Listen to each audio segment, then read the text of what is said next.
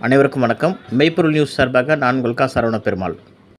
நினைத்தாலே முக்தி தரும் ஸ்தலமாகவும் பஞ்சபூத ஸ்தலங்களில் அக்னி ஸ்தலமாகவும் விளங்கும் திருவண்ணாமலை அண்ணாமலையார் திருக்கோவில் சித்ரா பௌர்ணமி தினமான இன்று ஏறக்குறைய 30 லட்சம் பக்தர்கள் கிரிவலம் வந்து அண்ணாமலையாரை தரிசனம் செய்வர். சித்ரா பௌர்ணமி தினமான இன்று சித்தர்களும் பக்தர்களுடன் இணைந்து கிரிவலம் வருவார்கள் என்பது நம்பிக்கை.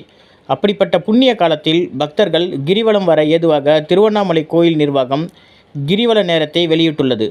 இன்று சித்ரா பௌர்ணமி ஏப்ரல் 30ஆம் தேதி வியாழக்கிழமை இரவு 9:52 மணிக்கு தொடங்கி மறுநாள் வெள்ளிக்கிழமை மே 1ஆம் தேதி இரவு 11 மணி 8 நொடிகள் வரை கிரிவலம் வர உகந்த நேரமாக அறிவித்துள்ளனர்.